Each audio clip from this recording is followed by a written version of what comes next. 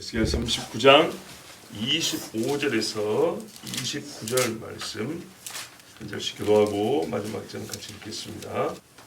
그러므로 주 여호와께서 이같이 말씀하셨느니라. 내가 이제 내 거룩한 이름을 위하여 열심을 내어 야곱의 사로잡힌 자를 돌아오게 하며 이스라엘 온 족속에게 사랑을 베풀지라.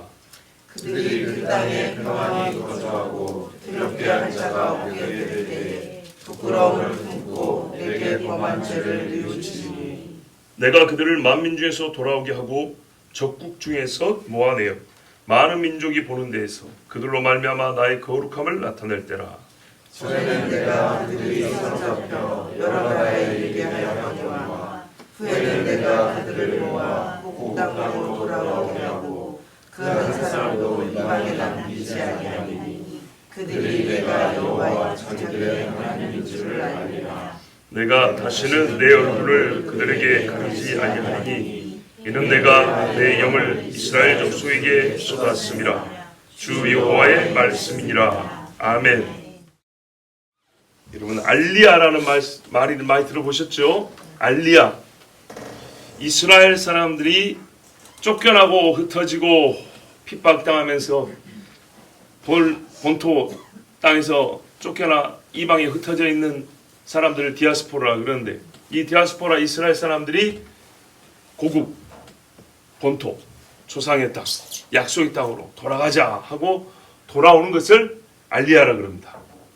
근데 여러분이나 저나 이 알리야라는 말을 20세기엔 들어본 적이 없고 2000년대 21세기 들어서야, 그것도 10년이 더 지나서야 듣게 되었단 말입니다.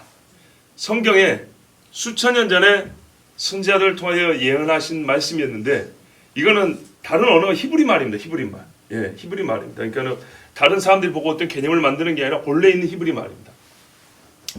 근데 이 알리야에 대해서 제가 생각할 때 제 자신이 언제부터 알았냐면 자네가 10년 된 것 같습니다. 자, 아마 여기 계신 분들도 그 어간쯤부터 들었거나 아니면 그 후에 들었거나 별 차이가 없을 겁니다. 그러니까 우리가 이 알리야에 대하여 안 지가 한 세대가 못 됐다는 얘기입니다. 아주 정말 통찰력 있고 영감 있던 분들은 수십 년 전부터 알고 있었지만, 아니죠, 옛날에 그보다 더 오래된 분도 있었지만 우리나라 기준으로 볼 때 알리야를 알게 된 것은 고작 한 세대가 되지 못합니다.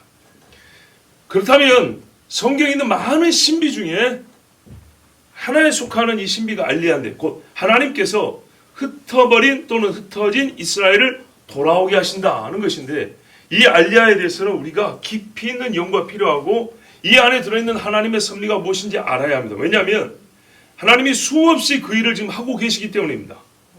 그리고 이것이 마지막 때에 있을 중요한 이정표가 되기 때문입니다. 그렇다면 하나님이 왜 하시는가에 대해서도 우리가 알 필요가 있지 않겠습니까? 우리가 하나님의 일에 있어서 크게 세 가지, 하나님이 하신다는 건 확실하니까 하나님이 무엇을 하시는가, 어떻게 하시는가, 왜 하시는가, 조금 더 지혜롭다면 언제 하실까. 언제는 마치 점쟁이처럼 하려고 하는 좀 경향이 있기 때문에 좀 조심스럽지만 그래도 언제는 또 매우 중요합니다. 자, 하나님께서 오래전부터 알리야, 그러니까는 1차를 말하면 출애굽, 그죠? 2차를 말하면 바벨론, 3차를 말하면 지금 20세기 들어서 현대사회에 들어서 계속 하나님께서 이스라엘을 부르고 계시는 이 일들을 보면서 하나님은 왜 끊임없이 그들을 그렇게 돌이키시는가? 우리 한국식으로 표현하면 이렇게 말할 수 있거든요. 아니, 있는 그 자리에서 잘 믿으면 되지. 있는 그 자리에서 회개하면 되지. 그렇죠? 뭐하러 힘들게 이스라엘까지 오게 하시는가? 미국에서 잘 터잡고 살고 있는데 거기서도 이탈리아에서도 회당 만들었고 섬기고 있고, 저기 프랑스에서도 절기잘 지키고 있고, 그렇지 않습니까? 러시아에서는 아제르바이잔, 아프리카나 어디 가서도 그들의 율법을 읽으면서 가르치고 잘하고 있단 말이죠. 히브리 학교 예시바까지 만들어가지고 정통 히브리 수업을 하고, 이렇게 어딜 가나 언어도 잃어버리지 않고 전통도 잃어버리고 잘하고 있는데 굳이 뭐하러 이스라엘로 다시 부르냔 말이죠. 짐 싸가지고 그들이 잡아놓은 모든 터를 버리고 돌아가는 겁니다. 본토 친척 아비집을 떠나는 것처럼 이제 3000년이 흘러버렸으면 여기가 우리 아버지 집인데, 하나님은 여기가 네 아버지 집이라 할지라도 너는 여기를 버리고 내가 너희에게 주리라 약속한 땅으로 가라 그랬다고요. 이게 그러니까 하나님의 뜻 안에서는 엄청나게 깊은 의미가 있는 것인데 우리는 고작 알리야라는 용어를 이제 듣기 시작했으니 그 깊이를 깨닫기는 아직 한참 멀었다는 것을 제 자신이 정말 깨닫고 있습니다. 자, 근데 오늘요. 그래서 차츰차츰 뭐 이전에도 우리 야금야금씩 했지만 앞으로 차츰차츰 알리야를 좀 더 깊이 하나님의 말씀을 통해서 듣고 하나님의 섭리, 그 안에 있는 하나님의 사랑과 의로우심을 우리가 깨우쳐갈 것인데 오늘 읽은 말씀은요.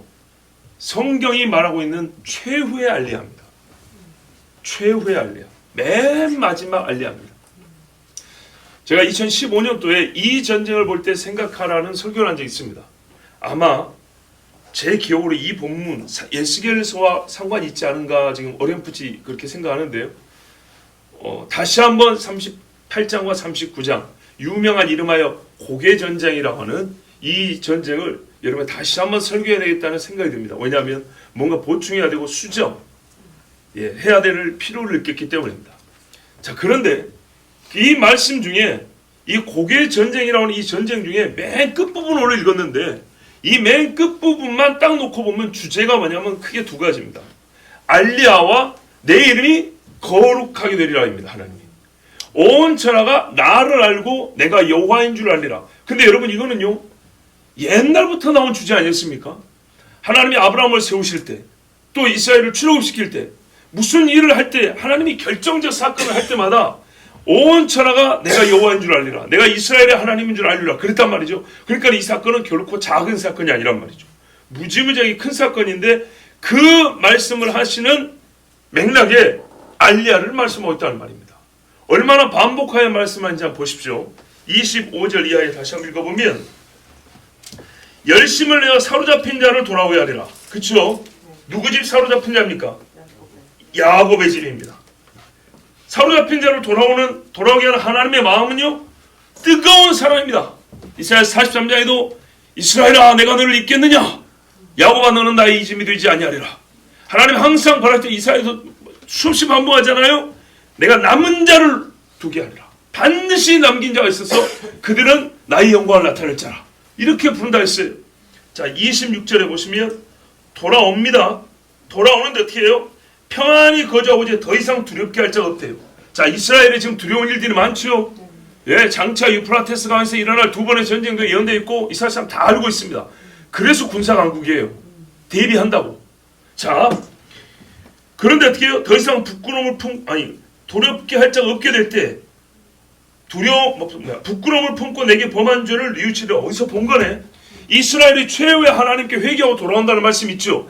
요거를 아주 종합적으로 볼 건데요. 자, 이스라엘이 하나님께 부끄러워하며 죄를 회개한다는 것은 우리가 수없이 성경을 봤지만 이거는 끝 중에 끝의 이야기입니다. 또 하나요. 27절에 그들을 만민중에서 돌아오게 하고 적국 중에서 모아내어 많은 민족이 보는 데서 그들로 말미암아 나의 거룩함을 나타낼 때라. 일이 얼마나 큰지 홍해를 가는 것처럼 여리고를 무너뜨리는 것처럼 하나님 앞에 큰 거룩이 된다는 거예요. 근데요 이스라엘 이 유대 민족이 어디에 있어요? 적국 중에 돼 있대요. 그러니까는 이스라엘이 어떤 나라가 싸웠는데 그 나라가 패했어요. 그런데 하루 전만 하더라도 총뿌리를 나눈 적국의 군사 중에도 같은 유대인이 있었던 거예요. 근데 이 전쟁이 끝나니까 어떻게 그 유대인들도 돌아왔다는 얘기입니다. 할 수 없이 국적이 달라서 싸운 것이고 군복이 달라서 싸운 것이지 나는 이스라엘로 가야 되는데 그런 와중에 전쟁이 나버리면 어떻게 해요? 옛날에 같은 친형제끼리도 남북으로 가려고 촛불이 겨누고 싸우지 않았습니까? 어쩔 수 없었어요. 포항에서 그 유명한 학도병들 싸웠는데 그때도 어땠냐? 북한 애들이 포항을 점령한 다음에 학생들한테 억지로 인민군 군복을 입혔어요. 그러고 싸우겠어요. 그런 죽은 애들은요 남한 사람인데 인민군 전사자로 계산이 된 거예요. 얼마나 불명예스럽습니까? 그래서 어떤 학도병은 일부러 자기 군복 속에 학생증을 넣어놨다 하잖아요. 내가 인민군복을 입었으나 나 인민군 아니요. 전쟁은 이렇게 참혹하고 논리로 설명 안 되는 겁니다. 눈에 보는 게 다가 아닙니다. 자, 하여튼 이런 적국주에서도 유대인을 하나님이 돌아오게 한다 그랬어요. 대단한 사건이죠. 자, 그 다음에 28절 보세요. 전에는 내가 그들이 사로잡혀 여러 나라에 이르게 하였거니와. 자, 여러 나라에 이르게 한 이유가 뭐냐면 그 결정적 힘이 어디 있냐면 하나님께 있었다는 거예요. 하나님이 다 가게 했대요. 왜 그러냐 하면 그들이 죄를 지었기 때문에. 23절에 여러 민족이 이스라엘 족속이 그 죄악으로 말미암아 사로잡혀 갔던 줄을 알지라. 이스라엘 하나님이 돌이킬 때 민족들이 깨닫는다는 거예요. 왜 이 사람들이 우리 민족 속에 이렇게 많이 살고 있었지? 그러지면 어떻게 돌아가지? 이 과정을 이제 이 전 역사를 한 번에 깨닫는다는 거예요. 아, 이제 알겠다. 그들이 하나님께 범죄하여 하나님이 흩어버렸고 하나님이 그들을 구원한다는 약속에 따라서 데려가시는구나. 이거를 이방 사람들, 적국 사람들도 알게 된다는 거예요. 이게 알리야입니다. 그리고 온 천하 사람들이 이스라엘이 사라졌던 나라가 거의 2000년 만에 세워졌다는 것을 볼 때도 하나님의 예언, 전능, 그 주권을 우리가 인정하는 것처럼 이제는 나라가 세우는 것도 없지만 한 사람 한 사람을 불러오는 게 얼마나 어렵습니까? 사람 마음 하나 움직이는 게 태산 움직이는 것보다 어렵습니다. 자, 그런데 그 사람들이 돌아온대요. 어느 정도로 돌아오냐? 내가 그들을 모아 고국 땅으로 돌아오게 하고 그 한 사람도 이방에 남기지 아니하리니 그들이 내가 여호와 자기들의 하나님인 줄을 알리라. 아, 주여, 이스라엘이 말이죠, 한 사람도 남기지 않고 유대인이 전부 다 가나안 땅, 약속의 땅으로 돌아온답니다. 한 사람도 남기지 않고. 그래서 이게 최후의 알리야라는 겁니다. 최후의 알리야. 이런 일이 우리 눈앞에 지금 나타나지 않았습니다. 그러나 이루어지고 있는 것을 보고 있습니다. 내가 다시는 내 얼굴을 그들에게 가리지 아니하리니. 가리지 않는다는 말은 무슨 말이죠? 죄가 없다는 얘기입니다. 이스라엘이 죄를 지을 때 하나님이 얼굴을 가리죠. 그리고 이스라엘이 구할 때 말해요. 주여, 얼굴빛을 우리에게 다시 돌려주옵소서 하죠. 민수기 보면 대지사의 축복 기도 중에 뭐가 있어요? 그는 얼굴빛을 내게 비추사, 이렇게 돼 있죠. 이는 내가 내 영을 이스라엘 족속에 쏟았습니다. 아, 떠오르네. 요엘서에 그날 이후에, 그죠? 피와 불과 연기 이후에 내가 내 영을 만민에게 부어주리니. 아, 떠오르네요. 그 사건이구만. 주 여호와의 말씀이야. 예레미야도 보면 더 이상 서로 형제들끼리 네가 여호와를 할라 말할 필요가 없대요. 다 아는데. 물이 바다를 덮음같이 여호와를 아는 지식이 충만함이라 온 천하에. 이사야 말씀이에요. 자, 이 말씀은 공의 한때를 말하고 있습니다. 아무리 선교를 열심히 한 19세기 선교의 세계라 할지라도 온 천하에 여호와를 아는 지식이 가득한 때는 한 번도 없었습니다. 단 한 번도. 여호와를 알라고 말할 필요가 없을 정도로 신앙생활을 잘한 자가 역사 중에 단 한 번도 없었습니다. 온 천하가 여호와가 하나님인 줄 아는 때도 단 한 번도 없었습니다. 이스라엘 사람 중에, 남아있는 이스라엘 사람 중에 정말 여호와가 우리 하나님이라고 진심으로 진짜 신앙이 100% 된 적이 한 번도 없었습니다. 그런데요, 성경은 그날이 온다고 말합니다. 그래서 그 성경 구절들을 여러 선교단에서 모토로 또는 어떤 뭡니까, 슬로건을 만들 때 그 성경 구절을 사용합니다. 이해합니다. 그러나 이거는 선교단의 수고로 되는 것이 아닙니다.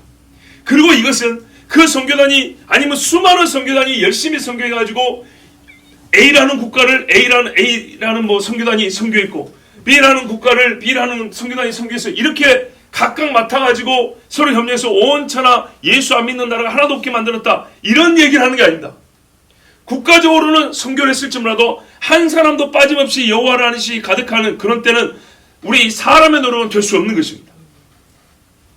그런데 하나님이 하시면 되는 거죠. 하나님이 어떻게 하시냐? 전 세계 모든 민족이 한 사건을 보게 돼야 됩니다. 아주 간단한 논리입니다. 전 세계 모든 사람이 한 가지 사실을 인정하려면 한 사건을 봐야 됩니다. 한 사건을 보고 한 사건의 주체와 시작과 결말을 알아야 됩니다. 그래야 같은 지식을 얻게 됩니다. 그러나 이 지식을 끝나게 되죠. 한 영의 부음을 받아야 같은 믿음을 갖게 됩니다. 그날이 언제입니까 도대체? 성경에서 수타에 반복하는 그날이 언제입니까? 이 39장에도 뭐라 그러냐면 여러 선지자가 말한 그날이니라. 수많은 선지자들이, 에스겔 이전에 있던 선지자들이 말했던 그날이랍니다. 에스겔보다 앞에 살았던 선지자, 유명한 선지자 이사야가 말했던 그날, 요엘과 하박국이 말했던 그날, 그날이 언제입니까? 그날이 곧 예수님 오실 날입니다. 예수님이 오시기 전에 이스라엘은 전부 다가 하나님 앞에 회개하는 날이 없습니다. 스가랴에서도 보면 나오죠. 그들에게 회개하는 영을 부어주어 이스라엘로 돌아온 자들 중에 예루살렘과 유대 땅에서부터 시작해가지고 각 지파로 회개가 퍼져나가 전 이스라엘이 정결하게 된다 그랬습니다. 자, 이 모든 것들이 한 날을 가리키고 있습니다. 분산되어야 되는 게 아닙니다. 지금 정치적으로 힘들다, 이스라엘로 돌아가자, 이 사람들이 전부 다 여호와를 알고 나서 적그리스도와 평화조약을 맺을 수 있을까요? 생각을 해보세요. 되는가? 1907년 때 대붕을 경험했다 하지만 그때 대붕이라 할지라도 이 나라의 인구의 몇 퍼센트의 예수를 믿었습니까? 얼마 안 됩니다. 예. 얼마 안 되는 사람들이 예수를 믿었지만 일제 한강을 보세요. 그런데 여러분 100% 믿었다면 어떻게 됐을까요? 그런데 오늘 말씀은요 100%예요. 100%. 한 사람도 빠짐없이 데리고 오고 모두 다 주님 앞에 회개하는 날을 말하고 있어요. 그래 놓고 적그리스도와 평화조약을 맺을 수 있을까요? 평양 대붕을 경험한 10만, 20만, 30만의 성도가 신사에 절하지 않냐고 목숨을 걸었는데 이스라엘이 100% 여호와 앞에 회개하고 돌아오고 나서 적그리스도에게 절하고 귀신의 상을 세우라고 허락할 수 있을까요? 못하겠죠. 그럴 수는 없는 겁니다. 속인다 했으니까 속을 수 있겠네요. 아니죠. 성령에 감동된 사람이 100% 다 속을 수는 없는 겁니다. 그러면 이 38장과 39장에 기록된 전쟁의 시기와 전쟁의 상대에 대하여 우리는 다시 한번 깊이 연구할 필요가 있다 그 말씀입니다. 그거를 다음에 전하겠습니다. 자, 오늘 말씀의 중요한 요지는 뭐냐면 알리야입니다. 하나님께서 이 백성을 돌이킵니다. 그래서 제가 궁금한 게 이겁니다. 이건 아직 풀리지 않는 것인데 왜 하나님이 굳이 이스라엘로 꼭 약속의 땅으로 오게 하시는가? 꼭 왜 오게 하시는가? 애굽에서 얼마나 잘 믿었습니까? 바로의 말을 안 들을 정도로 하나님을 잘 믿었잖아요. 그렇지 않습니까? 그렇게 잘 믿는 사람 우리가 그렇게 되기도 쉽지 않은데 쉽지 않은 게 아니라 어렵죠. 그런데 애굽에서 바로의 말을 무서워하지 않을 정도로 잘 믿는 사람을 왜 다시 가나안으로 가라 그러냐고. 바벨론에서 사자굴도 두려워하지 않아요. 풀무불도 두려워하지 않아요. 하만과 싸웠어도 이겼어요. 그리고 이제는 나름대로 자료도 잡았어요. 그런 사람들에게 왜 다시 보따리 싸서 돌아가라 그러냐고요. 근데 지금도 각 세계에 흩어진 자들을 돌아가라 그럽니다. 그렇다면 이유는 한 가지인 것이죠. 요셉은 애굽의 총리로서 위대한 업적을 남겼기 때문에 그와 그의 후손들이 나름대로 잘 살 수 있었어요. 족보 있는 집안으로 애굽의 명문가로 남을 수 있었어요. 그런데 요셉은 그렇게 하지 못하겠어요. 그리고 그것이 불가능하게 하나님이 만들어버렸어요. 어떻게 해요? 돌아갈 수밖에 없도록 돌아가기를 사모할 정도로 핍박을 받게 하셨어요. 이 일은 하나님이 하신 거예요. 즉 하나님의 뜻은 돌아오게 하는 것이었습니다. 왜 그랬을까 생각해 볼 때 가장 순수하고 단순한 이유 하나가 딱 떠오릅니다. 왕이 거기 계시니까. 보좌가 거기 있으니까. 이보다 사실 더 나은 이유가 어디 있을까요? 가나안에는 물이 많았어요? 가나안에는 금이 많았어요? 가나안에는 풍토가 좋았어요? 아니죠. 아니었어요. 가면 더러운 거 다 쓸어버려야 돼요. 가면은 음풍을 다 날려버려야 돼요. 가는 길 동안에 온갖 고생을 다 해야 돼요. 그런데 가는 길 동안에 좋아진 게 뭐냐? 믿음이에요. 믿음. 가는 길 동안에 찾는 분은 어렴풋하게 조상에 들어서도 지금 지켰지만 내가 직접 만난 하나님이에요. 여러분 이 경험은요 무엇과도 바꿀 수가 없어요. 정말 바꿀 수 있습니까? 진짜 내가 예수를 믿고 나니까 예수 만난 경험을 무엇과 바꿀 수 있습니까? 절대로 바꿀 수 없습니다. 왕이 계시는 곳입니다. 하나님께서 그랬어요. 내 눈을 여기다 두고 내 이름을 여기다 두고 내 영광을 여기 두리라 했을 때 그 영광을 위하여 내가 내 영광을 위하여 너희를 불렀다 했는데 그 백성을 다른 데다 두고 하나님께서 누구를 통하여 영광을 받으시고 누구를 통하여 찬송을 받으시겠습니까? 그리고 우리가 다시 한번 듣지만 그 백성을 오게 하여 하나님을 찾고 기도하고 찬양하게 하는 이 과정 안에서 우리는 정말 발견하는 게 뭐냐? 과연 여호와는 하나님이시로다지 하나님이 없네라고 생각하는 사람은 아무도 없습니다. 우리의 양심에 스스로 거짓말만 하지 않느냐면 이스라엘 항상 돌이키는 이 과정 속에서 보는 사람 듣는 사람마다 다 어떻게 해요? 야 하나님이 살아있는가 보다. 정말 하나님이 살아있는 거다. 이 나라 세워진 거 봐라. 이 민족도 돌아온 거 봐라. 이렇게 말하지 돌아온 거 보니까 하나님 없네 이런 사람이 어디 있어요. 그래서 열국 백성들로 하여금 여호와가 하나님이신 걸 알게 하고 이스라엘로 하여금 자기들의 여호와가 하나님이신 걸 알게 하는데 알리야는 정말 구원의 섭리 가운데 있는 하나님의 계획과 뜻이었던 겁니다. 그리고요 아무리 좋아도 짐당하는 것은 괴롭습니다. 돌아오게 할 때 하나님 뭐라 했어요? 내가 그들에게 사랑을 베푼다 그랬어요. 내가 사랑을 베푼 걸 너희가 안다 그랬어요. 여러분 탕자가 돌아갑니다. 그죠? 돌아간 아버지에 갔더니 좋았습니까? 안 좋았습니까? 좋았죠.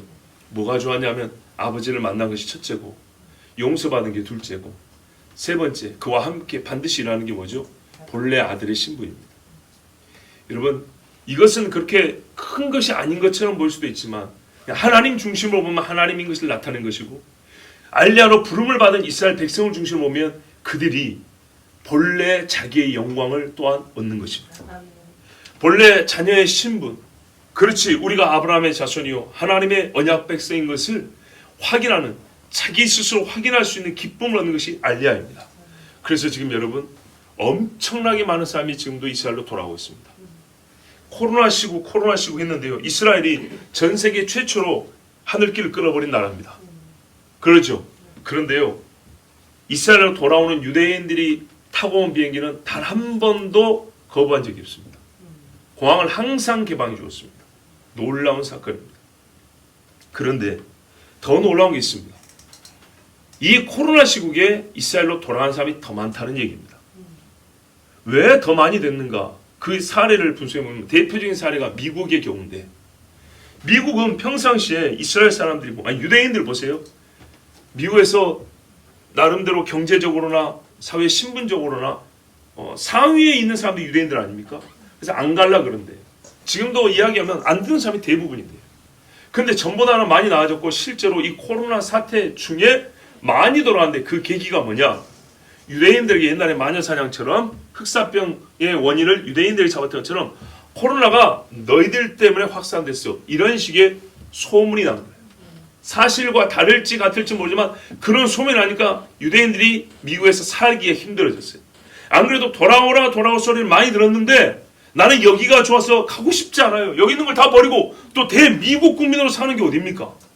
근데 가고 싶지 않아요. 이스라엘 가면 언제 전쟁이 터질지도 모르는데 거기 왜 가야 돼요? 가면 다 군대 가야 되는데. 그런데요. 그 주변의 눈살, 등살, 시기와 미움 때문에 하나님이 가라 하시는가 보다. 그러고 돌아온 자가 수천 명이라는 겁니다. 2020년 한 해 동안에 미국에서 3,043명이 왔습니다. 프랑스에서도요. 유대인들이 많이 살고 있는데 안 왔어요. 프랑스는 세계 진보의 제선두의 선국가입니다. 소위 포스트 모더니즘의 선두주자가 프랑스입니다. 그래서 이 사람 너무 자유분방해서 유대 정통인이 이거는 듣기도 싫습니다. 그런데 프랑스에서 2020년에 2,537명이 왔습니다. 엄청나게 많이 옵니다. 왜요? 반유대주의가 확산돼요. 가라니까 안 가요. 잘 보세요.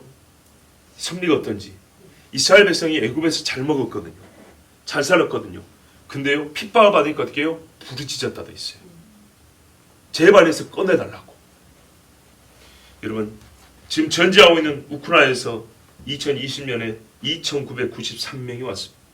우크라이나는 할 얘기가 좀 있습니다. 저도 우리 김종철 감독한테 들은 이야기인데 개인적으로 들은 게 아니라 그 강의를 들었는데 우크라이나에 유대인들이 많이 살았답니다. 유럽에 있는 유대인 중에 엄청나게 많은 사람들 100몇십만 명, 거의 200만 명 가까이 살았답니다. 옛날에. 근데 2차 대전 때 600만 유대인 학살이라고 그러죠. 그 중에 150만 이상이 우크라이나에 살던 유대인들이 죽었답니다. 4분의 1이 우크라이나에 살던 유대인이 죽은 거예요. 그러고 나서 전쟁에 피해가지고 막 피해갔는데 끝나고 나서 돌아왔더니 우크라이나 사람들이 재산 다 갖고 가버리고 미워하더라는 거예요. 찾지도 못하고 회당도 몰수해버리고 어떻게 힘써보려 하는데 소비에트 연방에 포함되어 버렸죠. 옛날에. 그렇죠. 그래서 신앙생활 할 수가 없었대요. 숨어서 율법을 갖고 있는 것만도 불법. 소련 시대 생각을 해보세요. 자, 그런데 어떻게 됐습니까? 소련 무너지고 우크라이나 독립했어요. 91년도에. 그때 대통령이 그랬대요. 유대인들이 잘못했다고. 회당 다시 문 열게 하고 율법 가르치게 하고 이래서 30년이 지나왔어요. 지금 우크라이나 대통령이 유대인입니다. 놀랍죠? 재밌죠? 러시아 친러시아 성향의 대통령이 물러난 게 2014년인데 그때 러시아가 성전한다고 크림반도 장악을 했습니다. 크림반도 장악이자 그 옆에 요즘에 이제 우리가 좀 알죠. 오데사 어딘지 모르는 분들 별로 없지요. 우크라이나 제2도시 항구 도시 오데사. 제2도시인지 3도시인지 아주 유명한 항구 도시, 우리 같은 부산이나 인천 같은 데 오데사인데 거기를 통해서 이스라엘 유대인들이 3만 명이 돌아간대요. 러시아가 크림반도를 장악할 때 우리가 옛날같이 그런 데서는 못 살지 하고 이제 돌아가자고 돌아간 사람이 3만 명이라는 거예요. 91년 이후부터 91년 이후부터 2011년까지 수많은 사람이 왔고, 그리고 그 다음에 이 14년 17년에 돌아온 사람들, 이 사람들이 7,182명 이렇게 돌아왔답니다. 자, 근데 재밌는 거는 그 어간에 2014년 이후 17년까지 그 어간에 제가 잘못 말했어요. 14년에서 18년까지 3만 명 이상이 왔는데 17년 한 해에만 러시아와 우크라이나에서 각각 7천 명 이상씩 돌아왔대요. 이게 무슨 말이에요? 여기서 제가 한 가지 어떤 그 원리 내지는 하나의 뭐 확고한 건 아니지만 공식을 보면 전쟁과 같은 고난이 있을 때 유대인들이 돌아온다는 겁니다. 평온할 때는 돌아가지 않다가 힘든 일이 있고 핍박이 있을 때 하나님이 우리를 부르시는가 보다 하고 돌아간다는 겁니다. 근데 이거는 우리가 개인들이 신앙생활에서 겪는 거하고 원리상 똑같지 않습니까? 평온하다가 어려움이 있으면 하나님이 기도하란가 보다, 그죠? 그리고 자동적으로 어떻게 해요? 주님 좀 도와주세요 이렇게 한다고요. 이것도 아는 사람 문제가 있는 거죠. 그런데 이스라엘이 똑같은 사람이란 말이에요.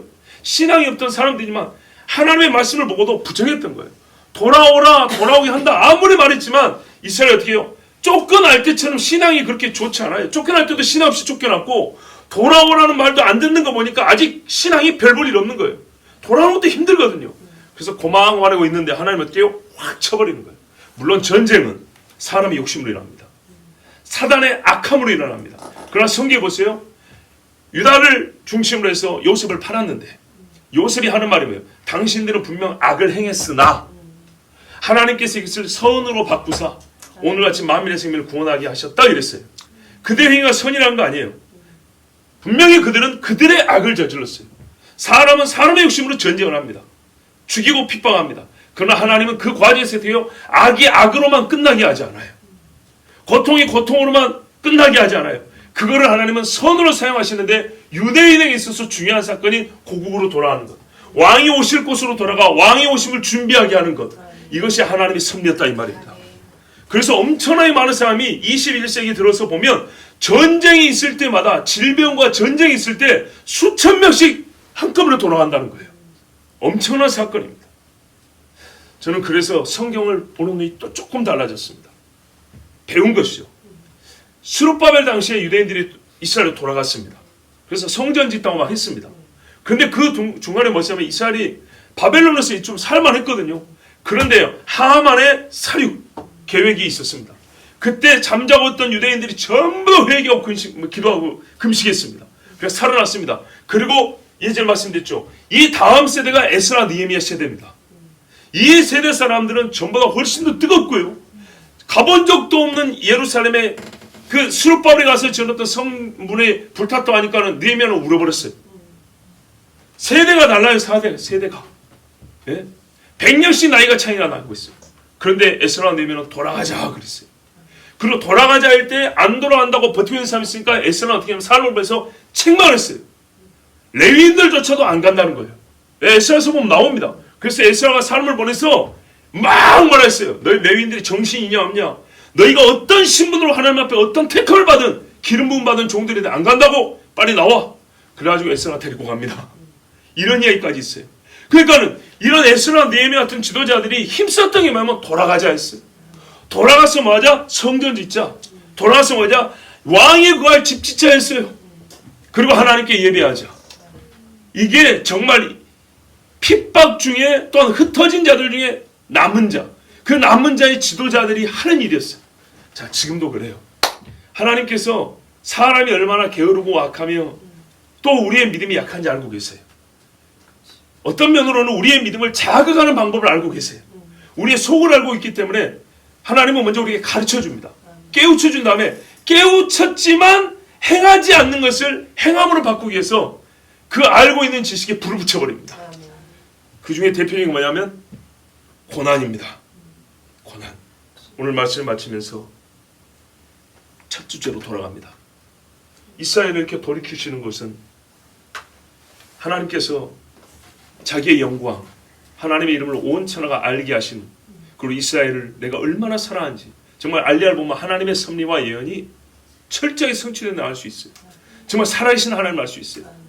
근데 동시에 뭐였어요? 하나님의 사랑. 정말 놀라운 하나님의 사랑. 안 잊어요. 한 사람도 밖에 두지 않대요. 내 백성은 내 안에 두게 한대요. 근데 그 안에서 또 할 수 있는 게, 그러나 사람은 하나님의 사랑을 이렇게 보지도 원하지 않는구나. 너나 나나 할 것 없이 우리는 하나님의 사랑을 받기도 부자하구나. 하나님의 사랑을 하기는 고사하고 받기도 부자하구나. 이걸 깨닫습니다. 그래서 하나님께서 알고 있는 우리를 불을 비춰서 본래 자리, 하나님이 계신 자리로 돌아가게 하시는 방법이 뭐라고요? 핍박과 고난이라는 겁니다. 그 중에 대표적인 게 전쟁이고요. 저는 오늘 이 말씀을 들으면서 옛적 생각이 납니다. 35년 전 이야기가 생각이 납니다. 우리 집의 이야기입니다. 저희 아버지가 10살 때부터 예수를 믿고 엄청나게 열심히 했어요. 들어보면 굉장했습니다. 그런데 중간에 우리가 말하는 이단이라 하는 도에 빠졌습니다. 이 이야기를 제가 처음 하는 것 같기도 한데요. 여기 세일교회라고 들어보셨어요? 세일교단이라고 있습니다. 거기에 빠져가지고 몇 년 동안 교역자도 없는 세일교회 설교자로 예배 인도를 했어요. 우리 섬에 가보면 우리 교회 그 뒤로 산이 이어졌잖아요. 거기 폐가가 하나 있어요. 혹시 주위에서 본 분들이 계신 분데, 교회 바로 뒷면으로 해서 약간 위쪽에 폐가가 하나 있는데 거기가 옛날에 세일교회입니다. 제가 어릴 때 우리 아버지가 방송 놓고 찬양 인도하고 설교했던 교회입니다. 그리고 대구에서 세일교회 그 교회 본교회 전도사님이 오시면 우리 좁은 집에서 항상 식사하고 주무시게 하고 그랬어요. 하여튼 몇 가정 모여가지고 예배드리는 교육자도 없는 교회에 아버지가 실제적인 교육자로서 사역을 했어요. 그리고 아버지가 나오니까 교육 없어져 버렸어요. 근데 일단 거기가 세일교단이라는 데입니다. 자, 그런데 놀라운 겁니다. 하나님께서요, 그때도 저한테는 우리 아버지는 양심적인 분이고 하나님 앞에 열심인 분이고 성경을 가르치고 그런 분이었지만, 그거는 내가 보기에 만족스럽고 내가 보기에 훌륭한 것이지 하나님의 뜻은 그건 아니었나 봐요. 여러 기도하는 분들을 통해서 말하면 돌아오라 그랬어요. 아버지한테 여러 번 사인했대요. 돌아오라고. 근데 어떻게 해요? 돌아오기가 쉽지 않죠. 왜? 전에 어릴 때부터 다니는 교회에서 나올 때 우리가 흔히 말하는 상처가 아니라 나름대로 신앙의 신념을 가지고 나온 거예요. 이것이 더 옳다고 나온 거예요. 근데 돌아가지 자존심이 상할까 안 상할까요? 자존심이 크게 상하죠. 그렇죠? 그리고 인간적으로 볼 때 이 몇 가정 모이는데 내가 빠져버리면 여기는 없어질 게 너무 뻔하단 말이죠. 그러니까 이쪽에는 어떤 책임감이 있고 여기는 자존심도 상하고, 그리고 쉽게 사람이 옮긴다는 자체가 쉬운 이야기 아니죠. 이렇게 갈등하고 있을 때 하나님께서 저희 아버지의 몸을 엄청나게 쳐버렸어요. 죽기 직전까지 쳐버렸어요. 근데 제가 뭐라 그랬죠? 우리 아버지 신앙생활 잘했다니까요. 어린 제가 볼 때 훌륭했다니까요. 그렇게 훌륭하고 양심적인 신앙인을 못 봤다니까요. 보세요. 아니, 러시아에서 예수 잘 믿으면 되지. 그죠? 아, 저 남아프리카에서 예수 잘 믿으면 되는 거 아니에요? 아니에요. 내 백성, 내 새끼는 내 집으로 오는 거예요. 하나님이 그래서 네가 아무리 나를 잘 믿고 열심히 해도 네가 있어야 할 곳은 거기 아니다. 나와. 그래가지고 정말 죽기 직전까지 때려버렸어요. 그리고 때리고 87년도에 본교회로 돌아왔어요. 근데 본교회로 돌아오고 나서 그때서 나는 어리지만 그때 이후로 본 하나님의 사람으로서 살아가는 모습이 더 멋있더라고요. 그때 이후로 하나님이 하나님의 사람을 왜 거기가 아니라 여기로 옮기서 쓰는지를 알게 됐더라고요. 어리지만 왜요? 더 영광스럽게 쓰더라고요. 더 좋은 일, 하나님 보시기에 더 기쁘시고 선하고 옳은 일에 쓰는 게 지난 35년 동안 쫙 보이더라고요. 아, 그렇구나. 거기보다 여기가 내 백성이 있어야 될 자리이기 때문에 하나님 오라고 하시는구나. 첫째는 왕이 있어야 될 자리입니다. 자, 이제는요, 왕이 계신 곳입니다. 이제 우리 각자를 볼 때도 그래요. 여러분, 하나님 앞에 이 3월에 제가 여러분에게 권면하는 말이 이겁니다. 알리야 하십시오. 알리야. 하나님께서 원래 있으라는 곳에 여러분 계셔야 합니다. 기도의 자리에 원래 있었으면 기도해야 되는 거고, 예배하는 사람이 예배해야 되는 겁니다. 나라가 대통령 선거가 눈앞이고 지금 처체 전쟁과 난리의 소문을 듣고 있는데도 가슴 아파하지 아니하고 긴장이 되지 아니하고 우리 일이 아니기 때문에 아직도 여러분 편하십니까? 마음이? 그건 아닌 겁니다. 마음이 편해서 되는 때가 아닙니다. 때를 분별하고 지금이 우리가 호의호식할 때냐 하고 엘리사가 막 게하시를 야단을 쳤던 것처럼 지금은 그럴 때가 아닙니다. 남의 일을 할지라도 남 일이 아니라 내 일처럼 이고 진짜 영적인 근심과 긴장이 되어야 되는 것입니다. 그것을 저는 알리야와 연결하여 여러분에게 권합니다. 하나님께서 거기서 하면 되지가 아니라 왜 여긴가? 그런데 경험하잖아요. 저희 아버지를 옆에서 보고 한 것처럼 우리가 거기가 아니라 여기에 있을 때 왜 하나님이 여기라고 하는지 아시잖아요. 그렇죠? 집에서 성경 보고 한 성경 읽을 수 있어요. 예습니다. 죄라는 얘기가 아니에요. 근데 나와서 한 시간을 예배하면 다르잖아요. 그 다름은 분명히 다른 겁니다. 근데 그것을 항상 할 수 없을지라도 우리는 사모해야 된다는 거예요. 이때는 그냥 이러하고 저 때는 저러한 데가 아니라 그 때를 극복하고 그 상황을 극복하는 것이 믿음 아니겠습니까? 더 사모한다는 게 그거 아닙니까? 거리가 저렇게 몰라도 사랑하는 사람이 있으면 뛰어가서 보고 싶고, 그렇죠? 그런 것처럼 우리가 하나님을 사랑한다면 우리의 열심이 나타나야 되는 것입니다. 그 열심을 불러일으키는 방법, 참 고상하고 좋은 편한 방법이면 좋은데 우리가 연약하기 때문에 하나님 우리에게 가시밭길을 걷게 하실 때가 있어요. 첫째로 가시밭길을 걷고 있는 분들은 더욱 알려야 하셔야 되고, 평온한 때를 할지라도 평온하다, 잠잠하다, 안전하다 할 때 주가 온다 했으니 지금 이때 또한 신앙인들은 깨어 있어야 합니다. 이 나라에도 큰일이 있습니다. 이 나라에도 앞으로 전쟁이 있을지 알지 못합니다. 어느 때에 우리가 신앙을 걸고 목숨을 지켜야 될 일이 있을지 여러분 한번 1, 2년 경험해 보니까 알잖아요. 한 끗 차이입니다. 한 끗 차이. 그때로 하여 지금 먼저 우리의 신앙의 자리에 알리하시고 하나님을 찾고 하나님의 인도하심을 구하는 우리 모두가 되어야겠습니다. 우리 이 시간에